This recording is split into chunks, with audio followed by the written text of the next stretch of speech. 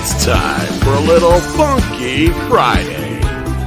From their funky hidden headquarters, your hosts, Keith and Gerry. Hey guys, welcome to another Friday TGIF with Pop Culture Minefield and Friends. And we're going to be discussing some interesting news of the week. News of the week!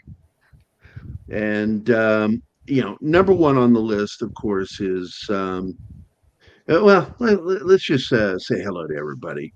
First of all, I want to thank those that have shown up in the chat. We've got Socks is here, CJ Swordpunk, and Six is here. Hello, Six. And Six, I need you to stick around after the show. I need to talk with you. But not you, Socks. I don't like you enough to talk to you after a show. And of course, I want to welcome my glorious panel. My good friend, Fat Steven Seagal. My not so great friend, Viking Out of Time. My okay friend, Jed. And of course, my best bro in the world, Keith. Love you, brother. And, hey. I love you too. Man, I so enjoyed it. And I can't believe we didn't take photos of going to lunch together last Saturday. So I'm coming to town tomorrow. And we need to go do lunch again tomorrow. And get photos. So, well, depending on when you time it, you'll be able to get a picture with my twin brother also. Oh, he is your twin, but I you guys don't look alike to me at all. Him being white and all just really gives it away. Sucks. Thanks a lot, man. Let me post some of the comments. Hi, y'all. I'm sorry to say Zax is not here tonight to help manage. It's just me and how day. Have disco. Okay. Yes. And then I need to change it. I'm now CJ the Cosmic Doom. All right. And then of course Sock says, love you too, you man. I am kind of a grumpy old man. But anyway, it's been a good week. My daughter came. We finally got to celebrate her birthday, and we had a cookout, and she hung out for a little bit, and it was just nice. Oh, Das Wolfen is here. Guten Tag, mein Freund. Von Gansi. I don't think Jason's going to be here tonight. He was been up all night, I think, gaming or something. Whatever he does in Sweden. Sorry, nobody laughs at that. He's Norwegian. I call him a Swede. Oh man, you are here, Dad. Man, I am still really sorry about you losing your mom, man. God bless you, brother. That was a friend of his mom's. You know we love you. What's that, Steve? It was a friend of his mom's, wasn't it? No, I thought it was his mother. Maybe I misread it, but that's what I thought it said. Yes, there we go. Six is saying nice taking my mom to a funeral for a dear sweet friend. So the mom's still alive. Unless you just alibi. I totally misread that. Giving away something. I totally misread that. Well, my problem is I was at work and I rush through reading. No, thank God. Oh, yeah. Thank God. Yeah. So, I'm taking all my sympathy back, Dad, man. Fuck you.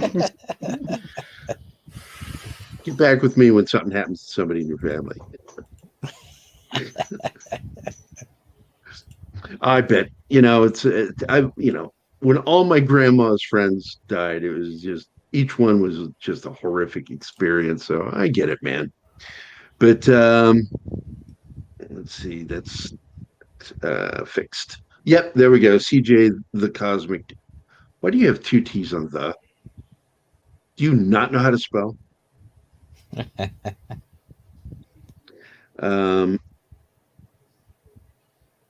Oh, you bet. Now I feel stupid for what I posted to you earlier. Jesus Christ. Fuck you, Dad, man.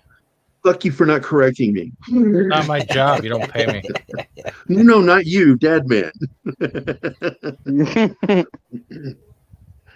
So, anyway, we're going to go ahead and get into some of this news from this week. Let's see. I'm going to share my screen now. Share your screen, Gary. I don't want to. I'll be right back. Alrighty, buddy. And of course, let's see. There we go. This is the one, the feature story of the day. Actually, the whole damn week. And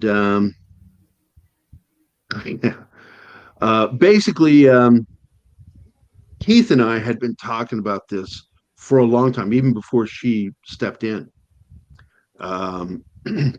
That she was going to be the savior of Star Trek because the reason why she was wanting to put it all back together again was to bring back the class. You know, she wanted to make Star Trek important and classy. And instead, she got fucked by a contract with Les Moonves, the guy who helped break everything apart. Him and her father, Shari Redstone's dad. And so, I don't know, man. Keith, you want to say something about this? Because I'm so over it. Look, it's the reality of business. It's really what it is. Contracts run everything or ruin everything. And this is part of the problem right now that Bob Chapek is running into with running Disney. These big contracts that they have that allow, at least as far as Disney is concerned, to have, you get certain people to run and be almost completely autonomous, even though technically Bob Chapek should be everybody's boss. Okay. This is the way that everything seems to be running with CBS right now, and with Alex Kurtzman in particular. He's got one of these large contracts that basically give him a certain amount of autonomy to be able to do pretty much whatever he wants at his job, irregardless of what Shari Redstone, who technically is his boss's boss's boss. So one can see how that creates problems. Yeah. So but basically, you have an employee that isn't producing in a way that is making the company money, who, because of one particular employee, is now had their contract renewed, I think for another, an undisclosed amount of time, as far as I can see, but for at least another $150 million. Yep. And, we made fun of that because $150 million is nothing compared to some of the other contracts that went out that week. Matt Parker and Trey Stone fucking broke the bank with their almost $1 billion contract. Yeah, basically $100 million short of being $1 billion. Yeah. So, if you're Alex Kurtzman, you pretty much now know how valued you are with CBS and Viacom, because you only got 150 million. And there's two of those guys, and they just fell short of $1 billion. And so it's just a silly damn cartoon, Well, my math isn't too good, but that equals out to way more than what you're getting. I have this image of like somebody handing him a check while another executive is behind him pissing all over his shoes and his legs. Yeah. That's the image I have of Alex Kurtzman and his fucking deal. You know. Well, the Tim is reasoning here. for Hello, the Tim. deal is what's sad. That's really, in my opinion, well, they what don't it's know how to about. get rid of him still. It's a problem. Les Moonves absolutely sabotaged Star Trek to be ruined, Brian, ruined for years.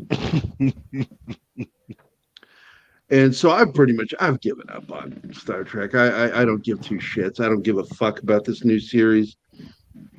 I don't give two fucks about the movies coming out. Don't care.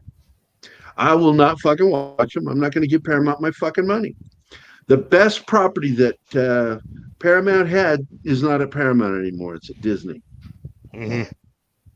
And they're going to fuck that up too, Disney. Fuck you, Disney. Hope they all choke on a bag of dicks. Well, I mean, again, this is what I've been saying for a long time. This is corporate business and what it is doing really to the entire entertainment industry. Because even back when the studios ran everything, do you think any of the Warners would have stood for being, having their power basically denied to be able to fire anybody they wanted? Any of the studio heads could fire anybody they wanted. Now you have people that are owning large entertainment conglomerates who can't fire one employee, who is basically just taking a property that you have and basically it's lost so much value at this point that it begins to affect the value of the entire corporation. I thought Star Trek Kylock is here.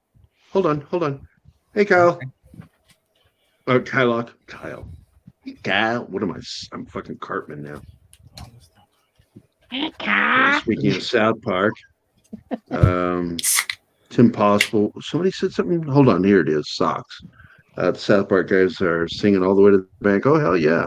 Those guys have absolutely fucking just fucked Hollywood in so many different ways. On their own terms. They're brilliant for what they did. It doesn't matter if look, it really does not matter if you are a fan of what they do or not. Understand this. These guys are doing what they are doing, are successful in all different ways without having to compromise their vision. And after all these years with a property that is basically older, because it's been around a while. South Park has been around a while. And is still is highly valued to the point where... what was it, 97?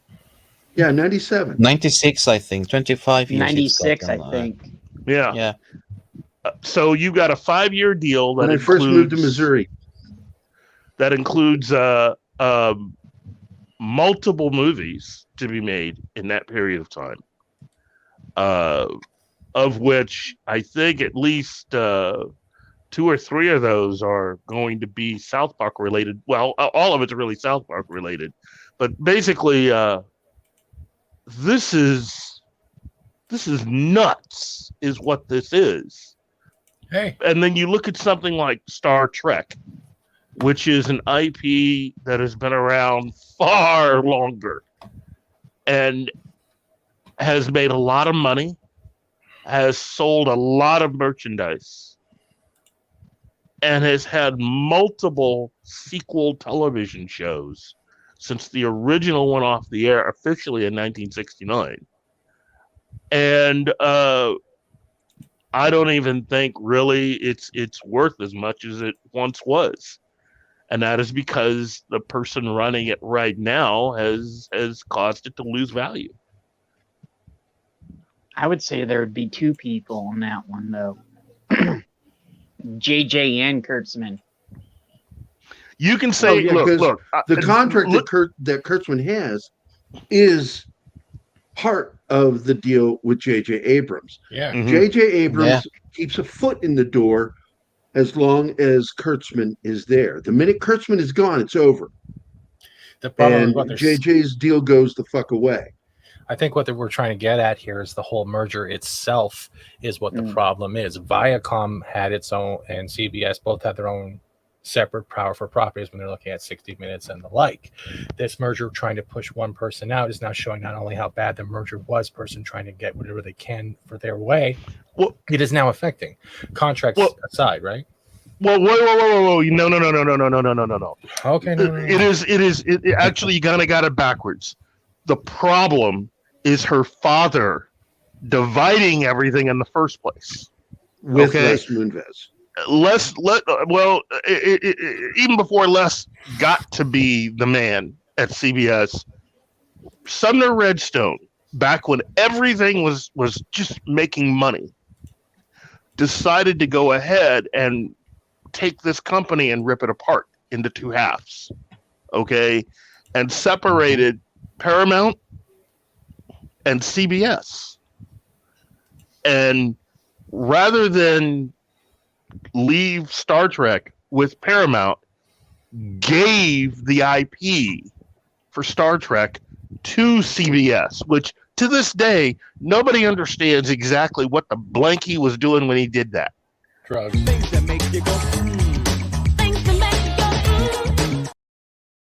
So, you're talking a guy who was old when he did this. Oh shit. Somebody has joined us. Wait a minute. What the hell's going on, Keith?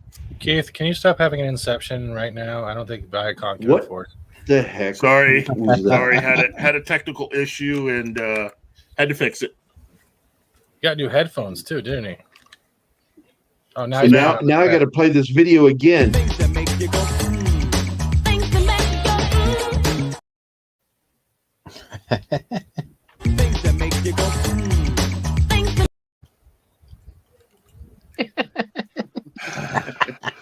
Welcome to the Matrix. Keith, I would like to hire you on for the Fat Steven Seagal channel. I won't do that anymore, but you'll have to deal with C-Lab clips and Babylon 5 shows. Are you good with that?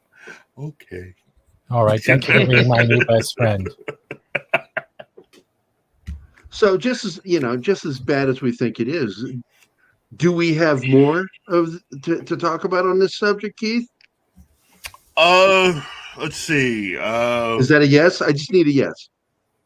I don't think so. Pretty much this right. particular thing is related to that big summit that they had about a month ago. That big wealthy person's summit / summer camp. We're a bunch of rich people that are going to just have this big meeting, but it's going to impact all you poor fuckers out there. Shari Redstone was there along with David Zasloff was there. And various others, just basically talking about their plans for media. And I think Shari Redstone had to admit in front of everybody that, this whole Star Trek thing's kind of gotten out of hand. So it's unfortunate is really what all of this is. It's weird. Anyone that owns a business should be able to understand this. You should have the power to fire anybody you want with cause. Okay? And Kurtzman, it's a lot of cause there. That's why I'm not a big fan of unions. It is, in this particular case, though, this isn't even really about unions. This is about... No, this is about contracts. This is about contracts and really about one person who was very disruptive within the company, Les Moonves, while also doing something illegal, which ultimately caused CBS to have to pay out a lot of money because of him. And he decides to basically going out the door because he doesn't like this woman, because he doesn't respect this woman, and because he thought of himself as a king. And realizing he would have to now bow down and cow down to this woman, he writes a contract that basically has affected the entire corporation. And if I were a shareholder, I'd be beyond pissed at this dude. But contract. So, I mean, All no right. matter how you feel about it, it sucks. Yeah, it does. Yeah. Yeah, so we'll move on to the next subject, which is, near and dear to my heart, I'm sure to others as well, is the impact from Disney and their treatment of some of the people from the Muppets, which includes just one hell of a good director and actor is Frank Oz.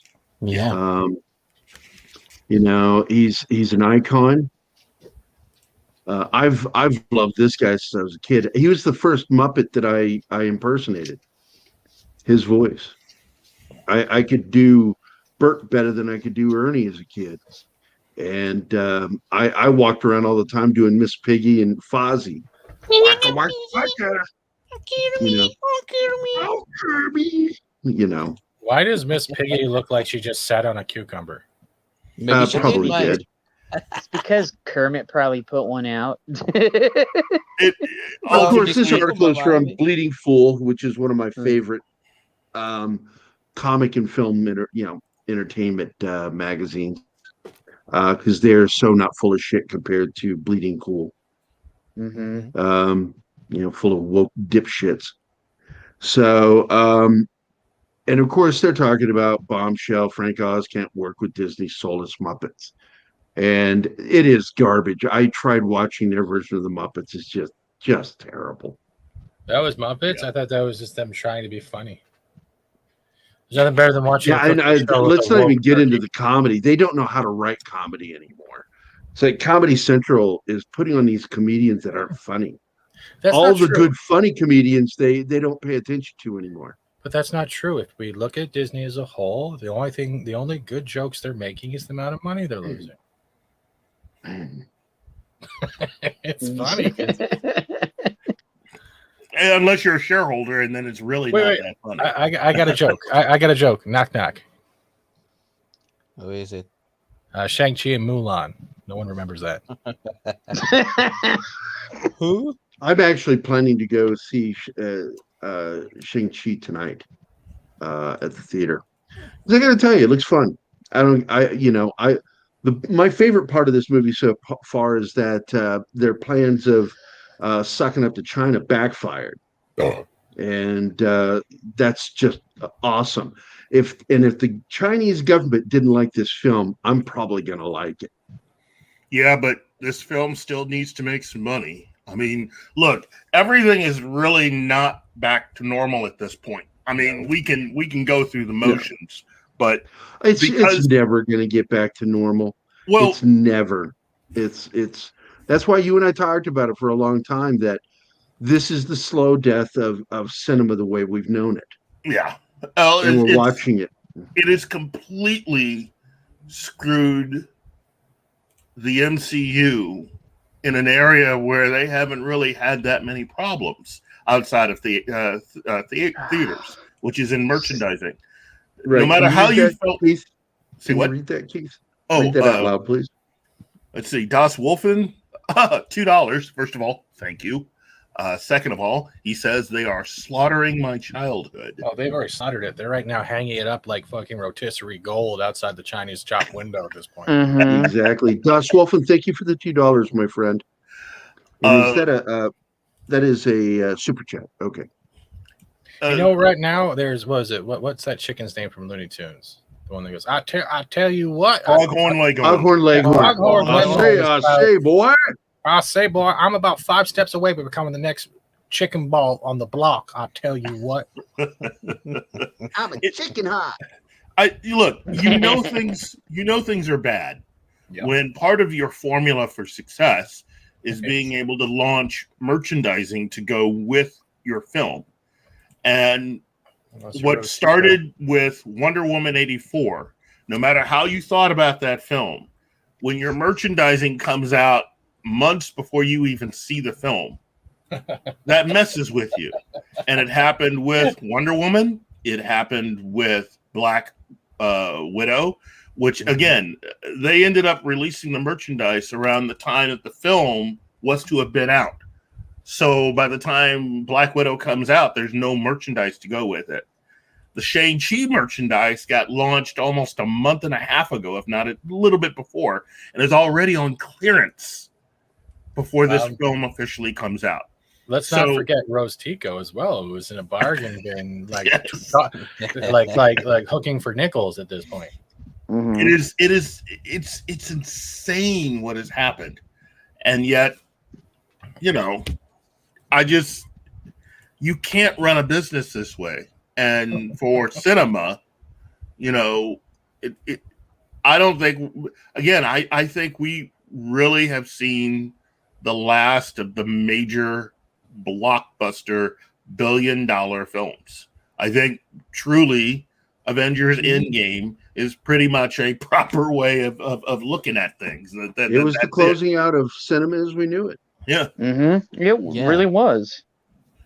And we're going to face another era of cinema as well later on, just like what happened in the 70s with Star Wars, for example. That changed, you know, the cinema that we had up to that point in history. Yeah, we didn't.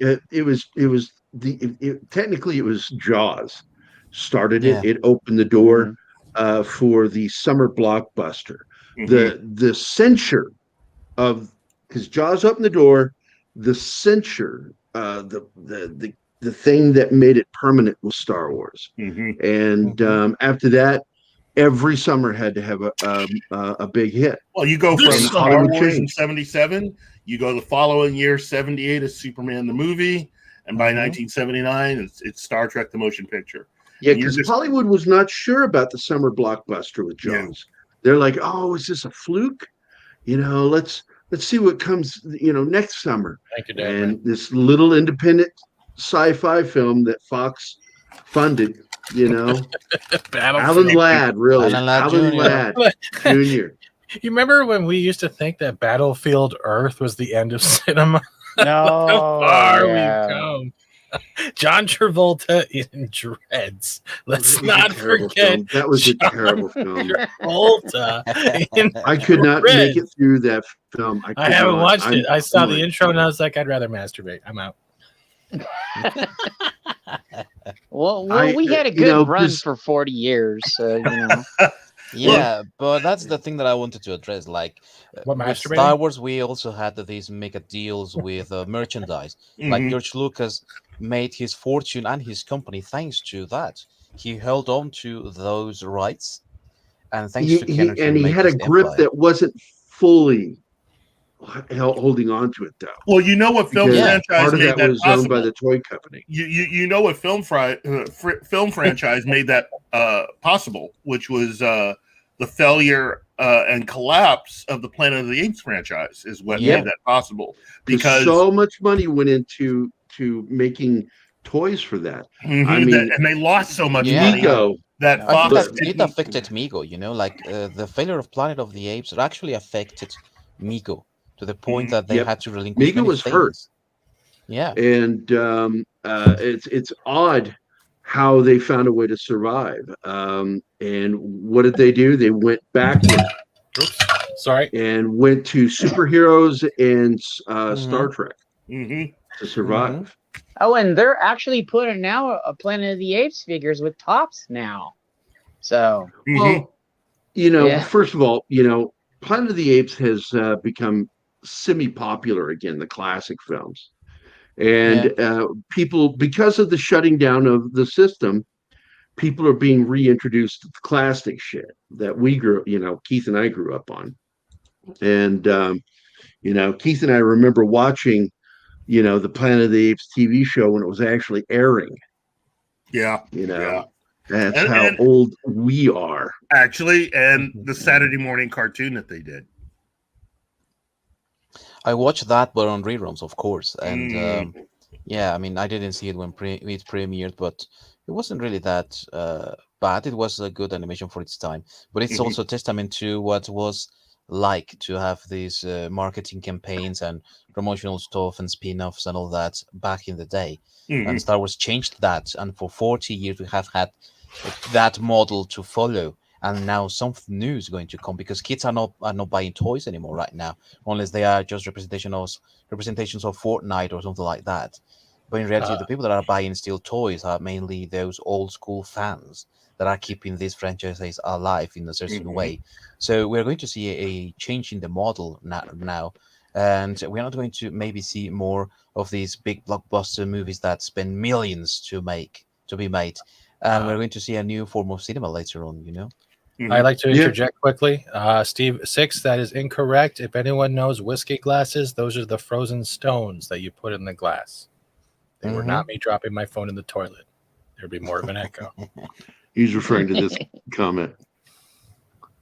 And well, to close out the Frank Oz thing is we're seeing some really insane decision making going on over at Disney, with the near confirmation that Kathleen Kennedy is going to be extended.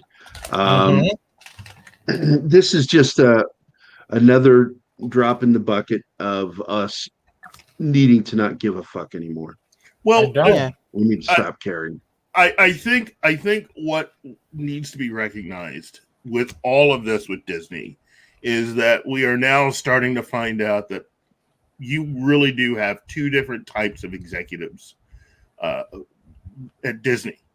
That Bob Chapek is a completely different type of executive than Bob Iger. Iger was more of a creatives executive, meaning that he was about the artist. He was about allowing people to have as much autonomy as possible. And he made a lot of this possible by giving them these huge contracts that basically allowed them to run their own mini companies within the Disney structure.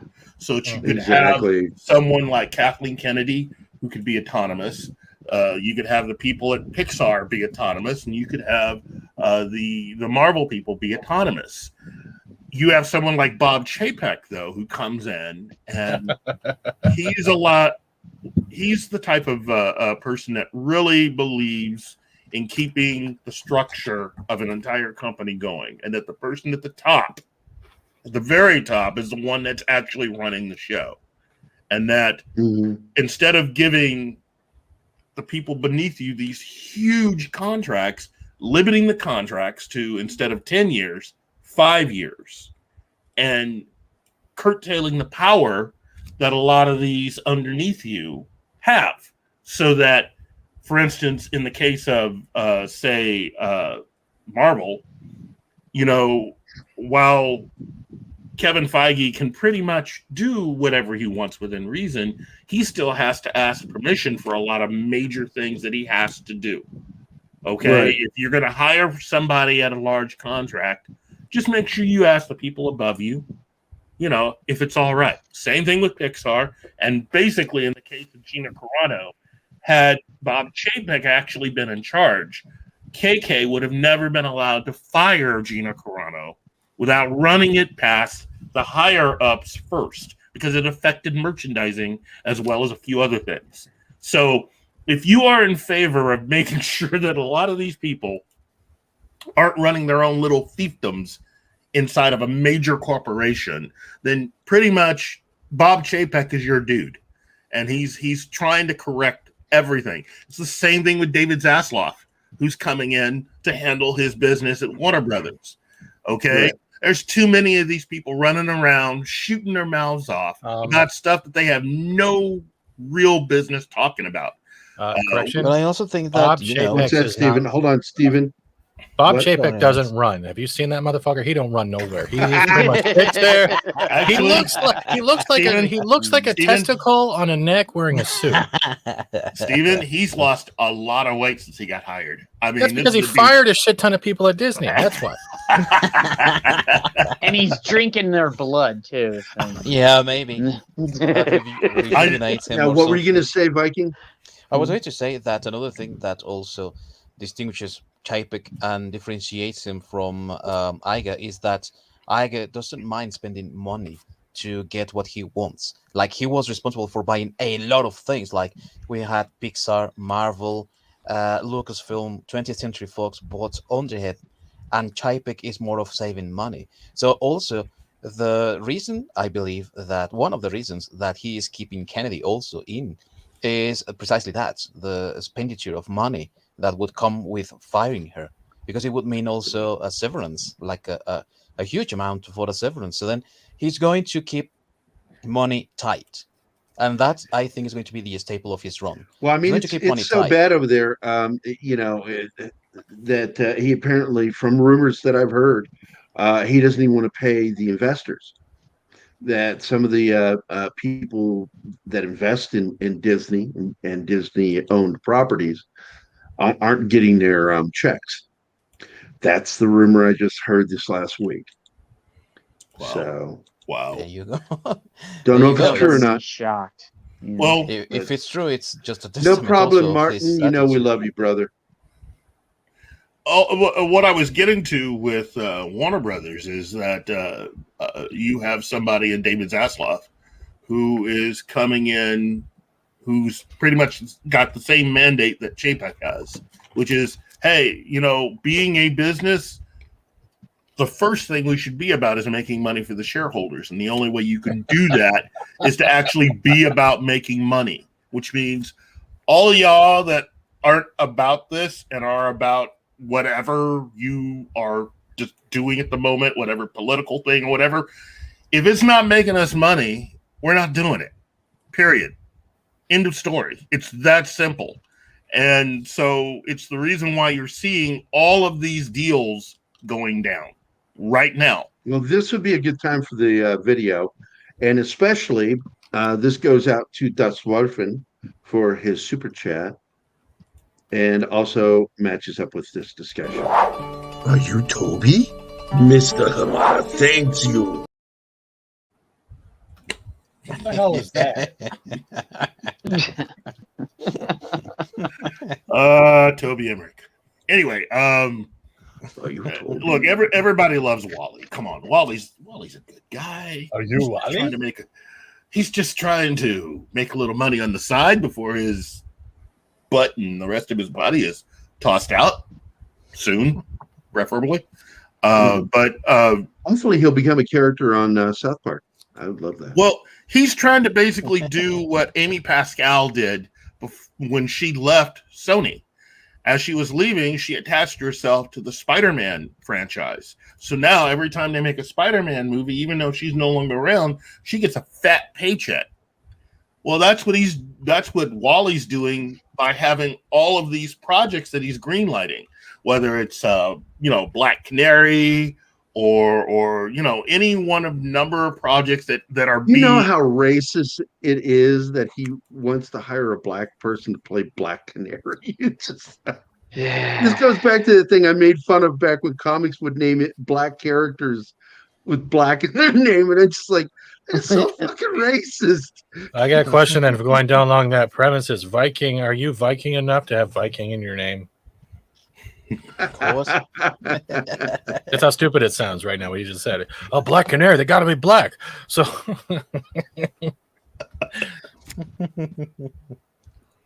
And it's true. So does that mean the White Ranger can only be a white man, and the Green Ranger has to be 6 all the time? Black Ranger has to be black. The Yellow Ranger is technically Asian. Some of The these Red Ranger assholes in means they have a the fever. comic industry from the past, and Walter Hamada and Disney, yeah.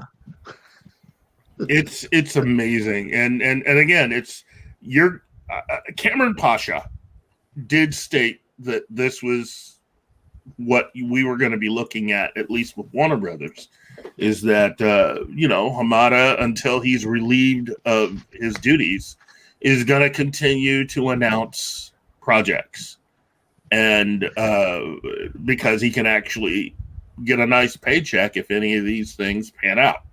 It doesn't cost him anything. I mean, literally, it's like running a company and telling somebody, I'm going to fire you in 6 months. Okay. And you're going, okay, well. Look at a severance. So you have 6 months to basically do whatever damage you can do before I fire. Yeah, my contract with people like them would be, I'm going to pay you $1 million for your job for 1 year. And at the end of the year, I get to kick you in the dick. Okay, Or give me a vagina. kick right now. Between Just make you it sure is. all the money's in my bank. It's in the contract. It's in there. If you don't produce money for this fucking company. See, the question If you is, produce Gerry, money, it negates the kick. But Okay. if you fucking cost us money, I'm going to kick you right in your fucking junk. Gerry, with that, I have to ask one quick question. What? Are you wearing steel toe, Crocs, or slippers, or like one of those weird Pikachu slippers? Like, what are you wearing actually when you're kicking me in the nuts? How hard is the force of the tip? I'm a of your tennis boot? shoe guy, but here's don't the play thing. tennis. This What is are the you- scary part. This is the scary part. Yeah, you playing tennis. I have neuropathy, so I don't have much feeling in my feet. So I can That's kick okay. I don't have much feeling in my balls. I would go God. steel toe. I want to get one of those James Bond villain shoes with a knife blade in it. Like, can you imagine that? It's just the James Bond intro, and then all of a sudden it's Gerry kicking upwards as the blood fades across the bullet gun barrel. Oh, jeez. All right, here we That's go. good news. Let's move into some news from our good friend Mikey Sutton. Oprah. Hey, Mikey. This, of course, is from Geekosity. Yeah. You like it because it's Mikey. The last 20 minutes of the show will be focused on Mikey's news because he always has good shit on geekosity.com. There's always new stuff coming up. I mean, when it first started, it was a slow trickle. Now it's like every day there's new stuff coming on, piling in. I love what he's done with Geekosity magazine. It's really good. And of course, this little tidbit is Josh Brolin could return as Cable in Marvel Studios' Deadpool reboot. Now, the word reboot is being used here very liberally because it's still going to be Deadpool that we know and love from the films. It's just certain things are going to change because it's now owned by Marvel Disney. What the fuck are you talking about, Six? Penile neuropathy. Penile neuropathy? No, it feels everything.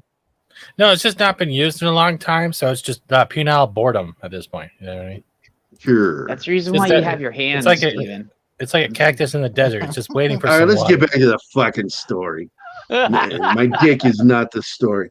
It's not the story at all. No, it's not. Josh Brolin is Cable. I love it. Yes, I'm excited about this. I think his casting was one of my favorites, and I enjoyed that film. Despite the couple of little hiccups in it, I enjoyed that film. And I did not like the casting of the kid. I don't think he could act worth a shit. It was a weird character. That guy is obnoxious. Yeah, I don't the kid like was obnoxious. like, Yeah, just not enjoyable. But this, of course, was written by Edwin Francisco and, of course, proofed by Mikey Sutton. I'm actually going to tell you how that went. Marvel Studios is interested in having Josh Brolin back as Cable for the Deadpool franchise. Though motion capture performance and incredible voice acting, Josh Brolin's take on the villainous Thanos was one for the ages. In Avengers Infinity War and Avengers Endgame, Josh Brolin cemented his legacy in the Science Fiction Hall of Fame. However, Thanos wasn't Josh Brolin's only Marvel role. Fans praised Brolin for his portrayal of Cable in Deadpool 2. Deadpool even makes jokes about the two roles. Yeah, the meta jokes, always awesome. He called Cable Thanos at one point in the film, since both characters are portrayed by Josh Brolin. Sorry, that was funny. It reminded me. Cable was first mentioned in Ryan Reynolds' 2016 Deadpool as part of an in-credit teaser for its first sequel. Still, it was quite a surprise for moviegoers to realize that Josh Brolin was to portray the popular X-Men character from the future. At the time, Josh Brolin was already playing Thanos in the MCU since 2015's Guardians of the Galaxy. Really, this guy really does go on way too long. And he did quite well, too, since Marvel Studios is interested in getting him back to reprise his role. In Deadpool 2, Cable is from the future. See, he adds things that we already fucking know. I complained about this in his last article. Well, he's writing for normies, right? Because, like, who's the Cable? Like, Yeah. some guy from the future. And like, I don't care. Who Even that. the hell they were? His family was, oh my God, he's giving us more subtext. Cable thrower. Let's get to the fucking story. Writer Chris Claremont created Nathan in '86, but this other, oh my God. Oh my God. This is just backstory. All right. So apparently, Josh is potentially going to be in the show. I'm not going to read the rest of that article because it just goes into a bunch of stuff that has nothing to do with the fucking movie or Josh Brolin currently. And you guys know how funny I am about that shit. I hate articles like that. Like, I think that funny, haha, or funny like a little off. You call me a clown? Are you calling me a clown? Funny how? Funny how? So we're moving on. Oh, and God, of course, we got emo Batman, Robert Pattinson. Oh man. Dark, violent Batman screams new horror elements. This, of course, is written by our friend Mikey Sutton. So I will read the article. Question. Because I guarantee you, Mikey gets to the point. According to recent test screenings, moviegoers did just that.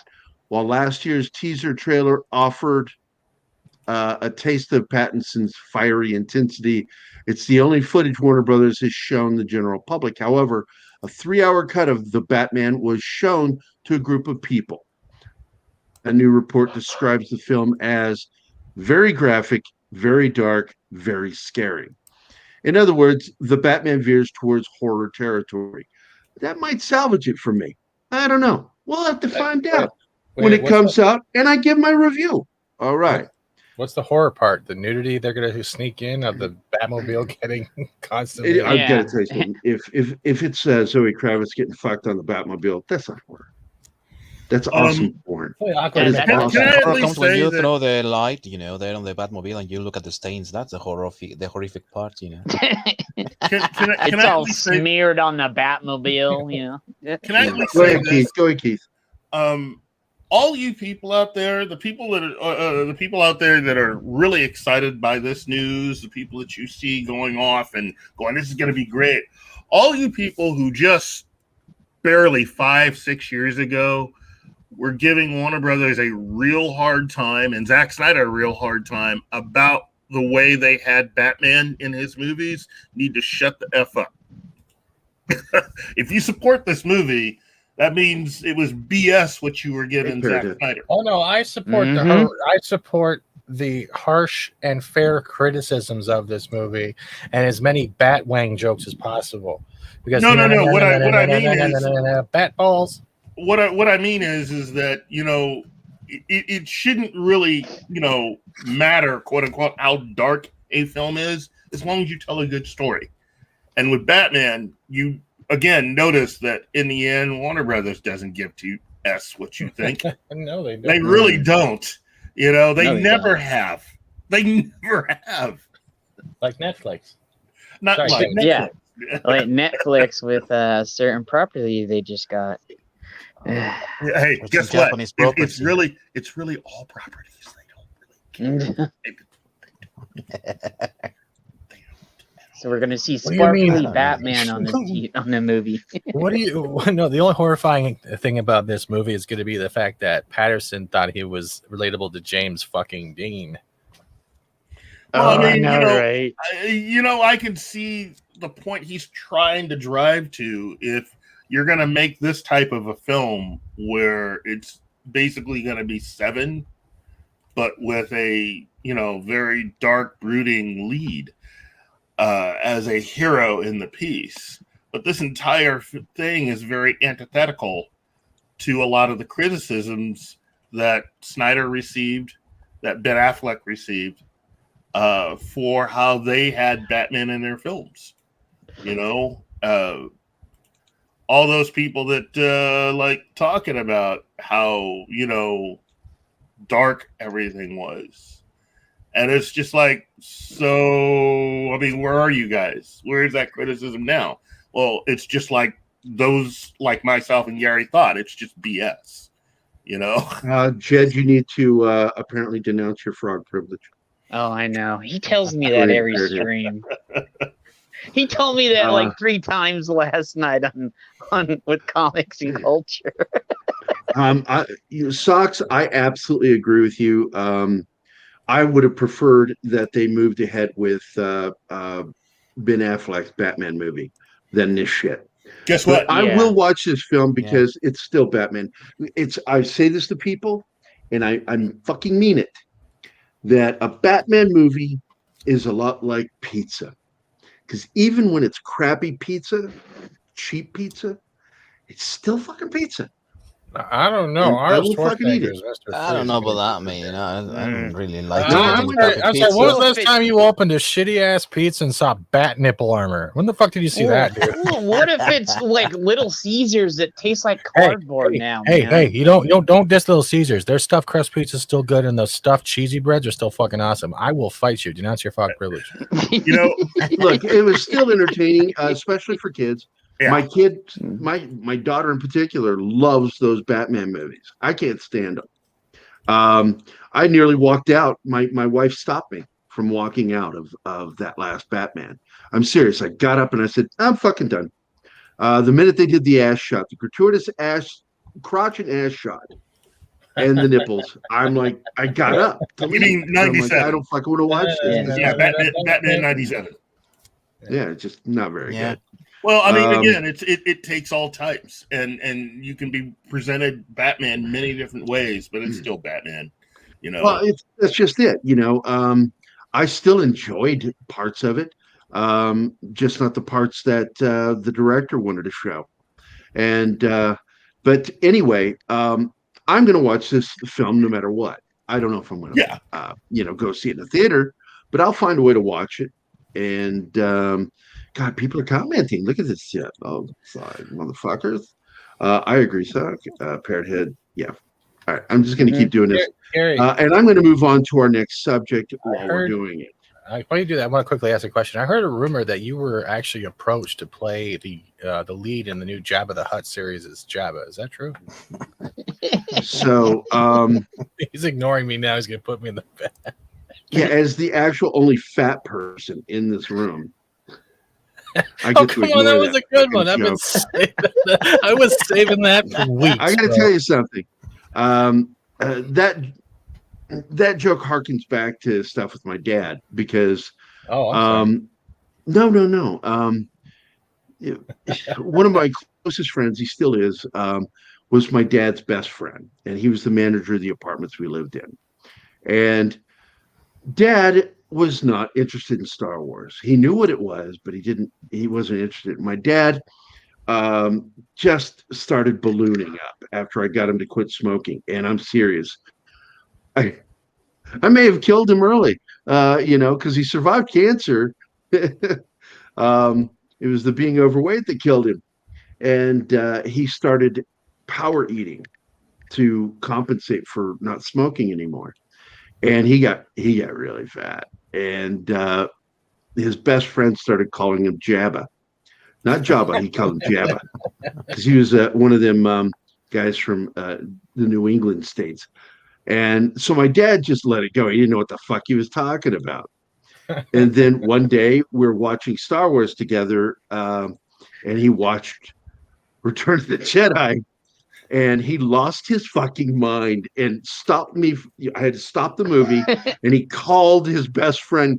And it was like one of those phone calls where I pranked him. He's like, fuck you, you asshole. Now I know what Jabba the Hutt is. Not funny.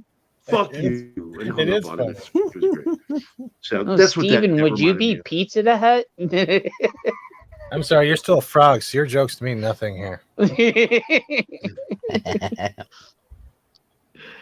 Well, I do have to tell you, I started my new diet technically 3 weeks ago. And being serious, I started the new diet with my wife 3 weeks ago, and I've already dropped almost 30 pounds on our last weigh-in. Dude, that's awesome, brother. And I'm expecting to lose anywhere between 10 and 20 pounds a week on this diet. So anyway, it's a keto diet. Congratulations, my friend. Thanks, buddy.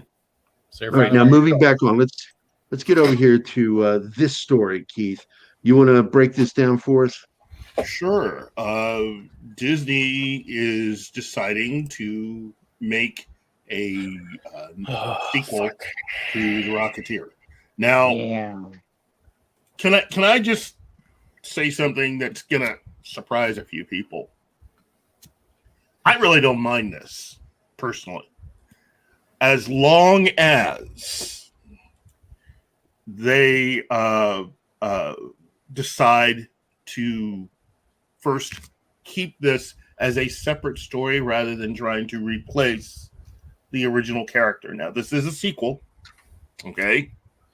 And the direction that they're going to go with this is to have this new character find the rocket pack and use it, okay? So they're repeating the same movie? In a sense. But the difference. I got to tell you though, Keith, this feels like blatant tokenism. Well, wait. Let me at least get to this. Unlike the previous idea that they had for years, which is having a black female replace the Rocketeer, the original idea when they were first talking about that one was having that take place about 5 years after the events of the film. Okay, this. On the other hand, they haven't really announced how many years, but it will be later. Okay. And being so they're going to rediscover the rocket. Yeah. Well, it's something I think they're going to take part of the idea for the proposed sequel that they had for years with the black female and kind of infuse it with this story, which is it's going to seem like the Rocketeer disappeared. So for this one, he's been gone for years. So the lead character of this one will be a retired Tuskegee pilot who discovers the rocket. I like that. And uses it. Now, the understanding he's a former Red Tail. Yeah. This will be well after World War II. So they're looking at probably the 1950s, which I'm totally fine with. Okay? So it's a new character set at least 10 years after the events of the first film. So that means a lot of new characters. My only thing is there's almost no reason to really set this movie on the West Coast. You could easily set it on the East Coast. Mm-hmm. Or in the South or someplace else and totally have fun with it in a different decade. Because all of Dave Stevens' stories for Cliff Secord take place pretty much around the same period of time, all of it either just before World War II or just as World War II is starting. Okay, so it's a completely different time period. So my thing is, while it might seem like something that I would rail against, actually, I think it's kind of cool because it's a completely different character. In fact, I wouldn't mind if those of us that enjoyed the film, and I'm assuming everyone here has seen the movie, Disney's adaptation. Oh, yeah. I've seen it like 50 times or more. Well, now, how many of you actually read the comic? I got the comics. I even got the first issue. Yeah, I got the first issue. Now, the original Dave Stevens comics, and not the ones that were done in response, and especially. No, I got the original Dave Stevens comics. So, for those of you out there that have never read the original comics, the story for the movie kind of is the same thing to a certain extent, except the difference being who invented the rocket. Yeah, Disney couldn't. There was no way Disney could easily get away with having the real inventor of the rocket be a part of the movie. So they changed it into someone who was more historically accurate to be thought of as the inventor of the rocket. Okay? The same thing with Girlfriend. You remember that she was supposed to be like this Betty Page sort of character, like playing in a cabaret or something, and Jennifer is just an actress, So they changed those things. Yeah, they did change that. Because they wanted it for kids. Well, also it's the legal aspect. You would have had to pay her estate, You know, you got a lot more people wanting a little bit more of that cash money. So you save money by actually changing little things like that. And again, I say little because overall the story was still basically the same. I think for this movie,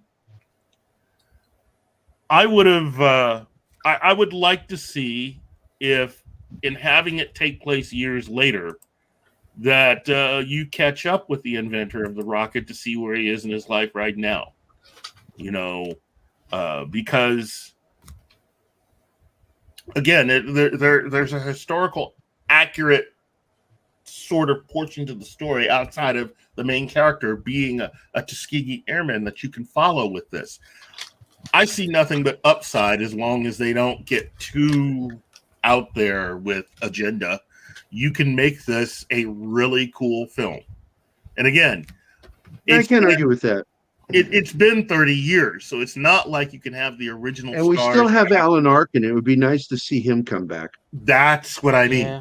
You could, with the way that the first film ended, who's to say that the rocket, you know, if you're going to find, quote unquote, the rocket, you're finding Peavy's rocket is really what you're doing. Yeah.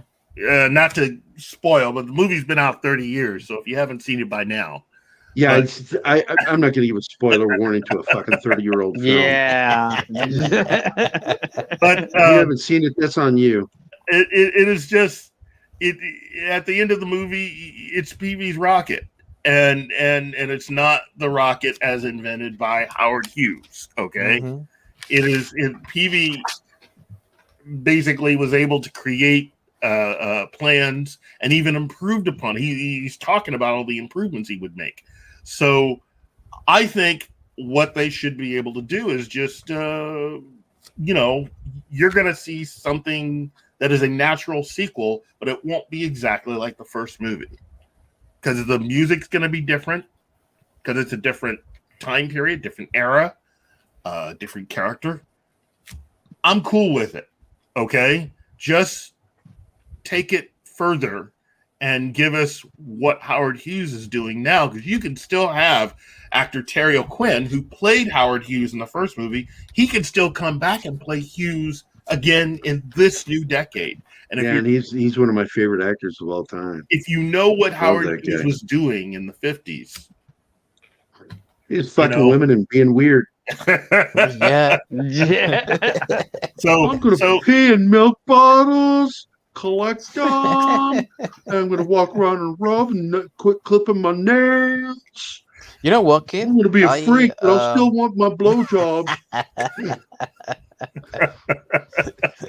Now, what would really top that for creepy, weird fucking shit is if he had the women spit it out into milk bottles. Oh man! Oh god! Didn't expect bukkake, did you? Oh well, we ain't gonna snowball it back. Oh man! Come on, people. We here at Fat Steven Seagal Enterprises are not associated with this sick motherfucker. Yeah, it's going. It's getting grosser. You know what? First of all, I'd like to apologize to my parents in case they are watching, and the women in the chat, and of course. In the chat. Yeah, and it depended on where you were, CJ. You know, and who you were dealing with. Like my family, white, Irish, went into the South to open a construction business. And basically open a restaurant. My grandmother ran the restaurant, and my Uncle Harold and my grandfather ran the construction business. And the restaurant was thriving, so was the building business, until one night, Keith knows this story, the KKK was brought into it because they found out that my grandfather and my uncle were paying the black employees the exact same wage they were paying the white employees. And this is down in Tennessee, and they weren't going to have that shit. And they threatened my family, and we all, you know, I wasn't alive yet. My dad was still a teenager. They had to flee Tennessee in the middle of the night. Not kidding. They had to pack and go. And so racism existed in that was in 49. That was at the beginning of the 50s. My family moved back to Charleston, Illinois, where they could serve anybody they wanted to. And there was none of that weird shit in Charleston of a black counter or a white counter or a different door. It was a very open-minded town. And that's where I grew up for a few years. I love that. You know, you could set this film in Chicago. You could set it in Texas, Dallas, or Houston. You could set it anywhere. And Chicago's always been racist. but racist fucking city. I mean, I've heard stories from family of the shit that happened up there. But it doesn't necessarily have to just be about racism, even though, you know, it's a time period when you add a lot of that there. What I'm talking about is just you have a different character who has a particular background. You could make it to where maybe it's not Nazis, but communist. There's all these different ways that you can take the story and it be kind of exciting. Now, I have to admit, when I first heard this story, when it first came down, my immediate reaction is, why? But as I began to think about it, and I looked at the circumstances, and again,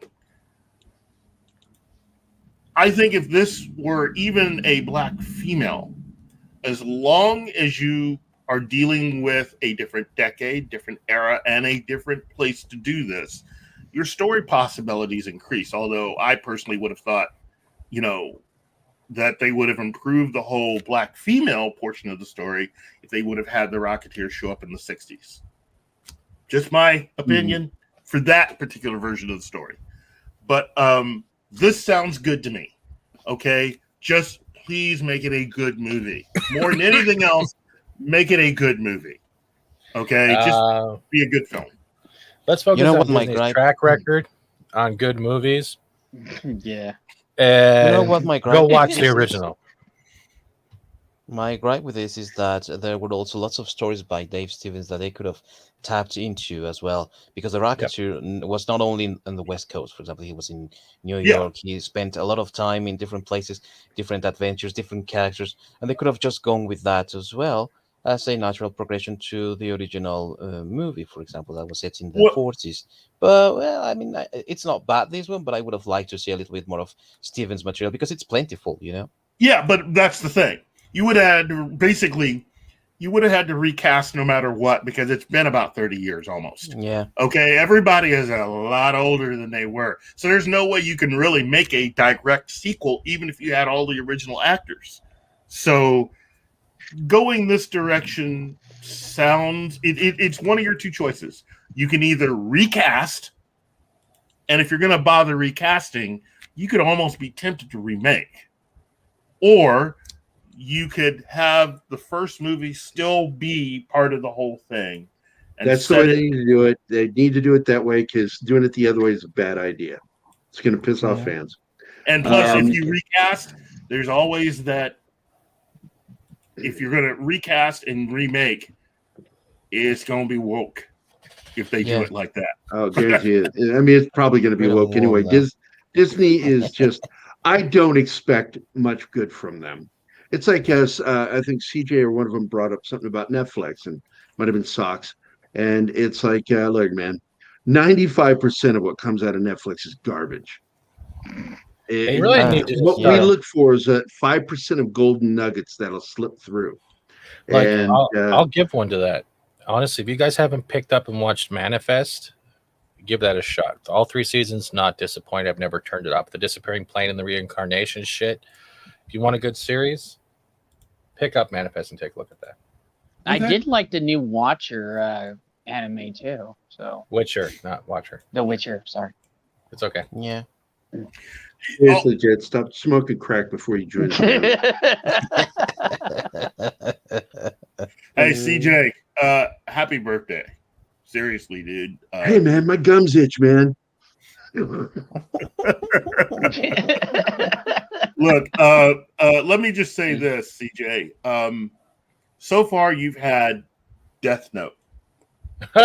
And you've had, you know where I'm going with this. Netflix and their proclivity to be able to adapt anime, not a good track record there. So I'm not really surprised by a lot of the current controversy. My thing is, it is what it is. So I'm like Dust Wolf, and I couldn't watch the show. It just didn't engage with me. But I'm not saying it's bad. I just couldn't connect with it, and so I just skip it. I'll try it though. I will. I'll tell you what show is really good. I'll tell you what show is really good for me, in my opinion. Ted Lasso is very well written. It's very well acted. It's funny, and it's heartwarming, and it's tragic at times. It's one of the best dramedies I think I've ever seen. And Sudeikis is fantastic as Ted Lasso, this American football coach, a winner, in a joke by a British team owner over there, hires an American football coach to come coach his British football team, which is, of course, we know soccer here in America. And I'm telling you, man, I can't take my eyes off that screen. I'm engaged every episode all the way from beginning to end. And I mean, I've been laughing my ass off and then crying within minutes over shit that was happening on there. I like sports shows to begin with and movies. And that's what this feels like. This feels like a really stretched out sports movie. Yeah, well, I mean, Jason Sudeikis is just talented, period. Yeah, he is. I think fuck that alien bitch he was married to. Fuck her. Yeah, she left him for some other dude. The first season of Manifest, it gets better, dude. Like, I'm gonna try it. I'm gonna try Manifest. I'm nearing 60, and my time that I waste on a show, I will give it 3 episodes. That is it. If I'm not hooked by episode 3, I move on. Okay. I don't want to waste any of my time. So all you people that are continuing to try to get me to watch Star Trek Discovery because I didn't watch it right need to really just wise up. 3 episodes is all it takes. or just simply, and this is from the heart, shut the fuck up. Oh, geez. Stop doing it. Stop trying to promote stupid shows. Said. Well spoken. Hey, Gerry, the final frontier. These are the voyages of God. Just shut the fuck up already. you know what? We just came out of Gaglakian speed. I mean, they just make up their science. It's so. Have you seen this dumb. tumor on my forehead? They call me a Klingon. It's not a tumor. It's not the tumor. I just think if you're gonna do the whole, if they decide to start doing the whole space, the final frontier, that'll automatically make that particular episode the best written out of anything they've done up to this point. Because the showrunners on Cobra Kai have managed to keep it from getting too woke. They were pushed into doing some things. I spotted it because I can always spot woke when it's happening. And it was very minor. And they managed to just go past it really quickly. Because around here's woke stuff. Move along. And I got to say, last season of Cobra Kai worked. I'm expecting this final season. I think this is the final season, isn't it? No, it wasn't the 5th one. Oh, I hope so. I fucking love the show. Let's see. If you want to watch a good live action anime remake, then you need to watch the Kenshin movies. They're all done in faithful. I'm not a big fan of that. There was like just a handful of live action I've seen that I liked. I don't like any of the Death Note movies. None of them. I like the anime show was the only thing. And I'm including the stuff that came from Japan, the same studio. I'm like, how can you fuck this up? Seriously. Let's see. Yeah, but they're gonna. Yeah, I mean, well, and Toonami can go fuck itself too. I mean, 2 weeks ago, this thing has been going since '97. That's 22 years or 24 years of fucking anime on Saturday night. Right? Yeah. And they stopped for one fucking weekend to put Harley Quinn on nonstop for a binge watch on a fucking anime show. as much as I enjoy the Harley Quinn show, fuck you, Cartoon Network. You guys fucking suck. And and they're firing all the good people that work there. They're canceling the good shows to put woke shit on. Fuck the Cartoon Network.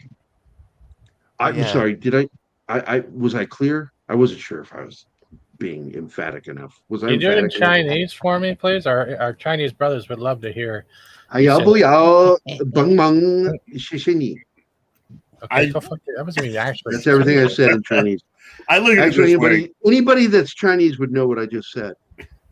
I think of it this way. We are within just a few days of the 55th anniversary of Star Trek. So more than likely, that will have already happened by the time we do this next week. So I will say this. If you do somehow enjoy what Kurtzman and his people are doing, more power to you. Okay? Seriously. I got no problems with the fans, or at least the ones that are nice and decent people to talk to. My problem is what you're talking about. Actual fans. Yeah. My problem is with the people that are currently working on this property that really just don't know how to write good stories. Yeah. People's attention. And I got to tell you, I'm angry that what is it, Funimation or whoever the fuck they are. They change the scripts when they bring it to America, and they put woke shit into the Japanese anime shows, and it takes away from the original anime. Fuck that company. Let's get down to the brass tacks. Steven, let's hear about your show. What show? What am I talking about right now? Everybody be quiet. Let him talk. We just hit 1,301 subscribers today. Finally, YouTube gave them back. Yeah. I'm going to be pushing the channel more after some forms I got today with my disability being in jeopardy, but I'll fill that more in the live stream later on in the week. Babylon 5s is every Mondays. Game streams every morning where I have Explorer, not my co-host, just the pain in my ass I love so much, and Jester. We've got This Butter is every other week on Wednesdays if we feel up to it and haven't touched anything that no one else has. Lunch Table with Lorena, TGIF at this weird hour with these guys that I love somewhat so much. Yeah, I'm there. I'm everywhere. Give me your subscription. Drop by like herpes. Frisco Corpse. And Gerry has herpes. But other than that, we did an interview not too long ago. He was in our chat, Will Gentry, and we talked about his car accident, what led him to addiction, how he got clean, the centers he went through. It was a good 5-hour interview. And if you haven't checked it out, don't give me the views, give him the ears and check out that interview. Yeah, good And stuff. thank you, Will, for giving me that time and that effort to actually share that story. And now, herpes. Viking out of time. Hi. Well, everyone, you can catch me in my channel Viking All of Time, and you can also catch me with Fat Steven every other Wednesday, and we've got these botsers, and also here on this weird hour as well from time to time. Recently, I released a video about precisely one of the Cobra Kai showrunners, Mr. Schlossberg, who talked in a guest column for the Hollywood Reporter about how to make a good sequel or remake or whatever for the franchises, and I just talked about it and some points that he addressed in that I believe many Gerry Kurtzman out there and Kevin Smith out there should really pay attention to. So if you want to just get a little bit of insight into that, you just pop into my channel and you'll find it there. That's a good article. Really. Wow. I think a lot of people in Hollywood should read that article. Many times. Put together, yeah. I hope you heard that. Yeah, they should. Because, thank you. Yeah. Very good. I have no idea what the fuck he said. I really need subtitles when he's talking. I could have sworn he was talking Swedish meatball. I was confused so much. I love you, Viking, man. I just love fucking with you. Put it back up for a second. I'm sorry, buddy. This show was brought to you by Racism. Mate. We got it. All right, our friend Jed, talk about the shit that you're doing. All right, you're done. Oh no. No, we started up a brand new stream on Wednesday with me and Ironcaster. It's retro gaming and stuff. We're playing Final Fantasy right now, so let's see. Thursday I'm Global Geek Gang with Mike, and the days that he can't do it's going to be on our channel, but name something different for right now. And then Thursday nights, I'm on a Thursday night throwdown with Culture and, comics and Tom and them.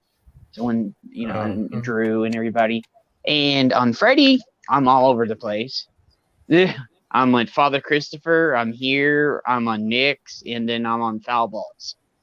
And on Saturday, I'm on Foul Balls, T-shirts. is that a sports show, or are you guys just talking about how Foul Ball bad your balls Productions. smell? Because I'm assuming your balls smell bad.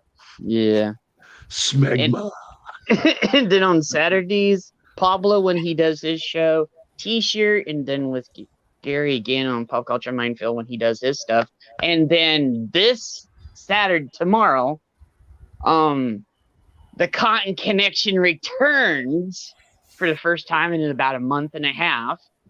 And there might be a person named Drunk 3PO showing up there, and Jolly may show up, and Wicket may show up too. So I don't know. It's gonna be some crazy stuff going on.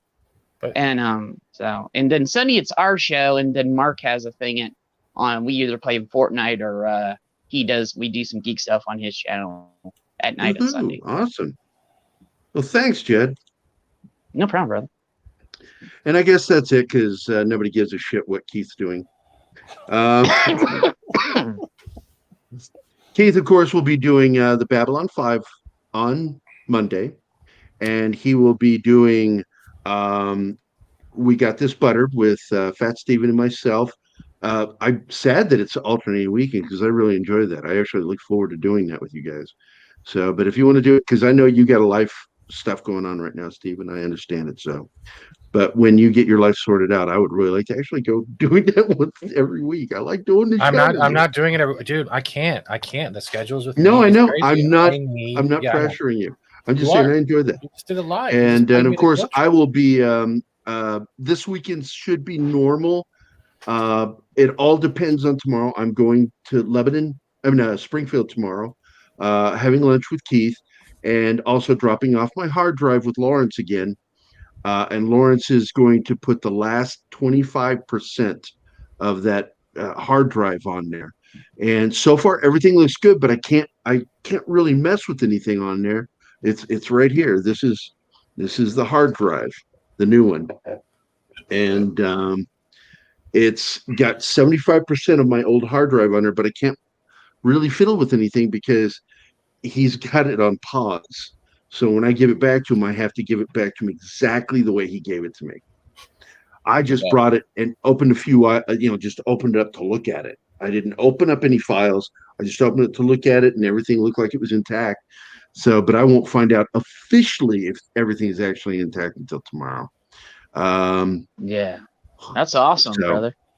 Yeah, and if I get back in time, I will be on T-Shirt's show tomorrow. And of course, after T-Shirt show, if I get to make it to his, I'll be doing the Blade Runner discussion group, and that'll be at 6:00 Central Time tomorrow. And we'll have the regular group. It'll be the first one in 2 weeks, because we missed 2 weeks, so 3 weeks it's been since I've done that. And then Mondays and Thursdays at 6 p.m. Central Standard Time, I do the Blade Runner live stream where I play the 1997 award-winning game Blade Runner. And it's, of course, the updated version, but it still looks pixelated. But it's fun. I had to restart on Thursday. I had to start all the way from the beginning because if you miss something, you're fucked. Mm-hmm. Damn. You are. And really. I'm like, holy shit. So I had to go back and get a walkthrough to check where I was missing something. And I found 5 things I missed from the first hour of the game. So I had to go replay that hour. And get all the things because I was trying to get something off Harry Bryant's desk, and it wouldn't let me take it. And I'm like, "Uh-oh, I fucked up somewhere." Did you press the mouse? Did you press the mouse button? Yes, I did. Did you press the any key? Yeah. Yes. You do realize that pressing the tab button does not provide you a drink. No, but I can go into. This is cool. You can stop at Anemoid Row and go into the bar, and they'll keep serving you drinks. Your character. So I go there, and I'm like, I'll have one, and he goes, "Just one." Yeah, just one, but a good one. And what a dumb line. And I think we're caught up, and we're at 125. So we're at the end of this here. So I do want to I want to tell it, because like I'm wanting to write some new science fiction. I'm doing a lot of writing right now. Since the fire, I've done a lot of writing, and one of the things I plan to start writing is an Amish science fiction series where they wear buttons and they drive cars. So cops? Yeah. And I got to say this, if there are any Amish people that heard that and are offended by what I said, all I have to say is, what the fuck are you doing on the internet? I know, You gotta right? offend them by smoke signals or butter churning. Well, if it was butter, Steven would be at it, Yes, they do. I think they do still make tab. You don't 6. get that tier of fat joke yet. You gotta work for Heath, that, man. do they still make tab? I haven't seen they tab do. in a long time. They I do. walked by a Walmart aisle and it felt like the 80s. There was moon pies on half of the end. It was one of the end aisle things. And there's moon pies on one side and there was RC Cola on the other side. And I wanted to take a picture, but I couldn't get to my camera. So I'm like, fuck it. But I went by and went, oh my God, it's like 1980 again. I think RC they Cola have and moon pies. maybe 5 different flavors of moon pies now. So. And see, I'm Amish through marriage. Sure. And I've got a left leg that plays jingle bells when you yank it. I want to see a movie where an Amish family fights through a zombie apocalypse. Dude, they would die the first 5 minutes. You can't raise the sickle over the head. That's proud. That'd be a short movie. But I want to thank everybody in the chat. I really appreciate everybody coming and watching the show, especially Das Wolfen, Six, Socks, Martin Acosta Santana, Kylock, Tim Possible, CJ the Cosmic Doom, Parrothead, you motherfucker, Chief Cook. I don't really know if I know him too well. And of course, Dad, man, thanks for showing up, man. And thank you, Will Gentry, for showing up to the show. Really appreciate it. Thanks, everybody, for being here. Kylock, God bless you. I hope you're feeling better. Das Wolfen, just keep being a wolfen. It's one of my favorite werewolf movies. Das Wolfen. What's up, buddy? And thank you, panel. You guys are always great. I'm always glad when you're here. You make me feel more comfortable about talking in public. You're welcome. And that's great. So with that, I wish you all a happy day. Goodbye, Chocolate Mousse. I'll never forget you. Goodbye, Ducroix. Take care of yourself. Goodbye, Deja Vu. I'll always remember you. And I'll miss you most of all, Scarecrow. Oh.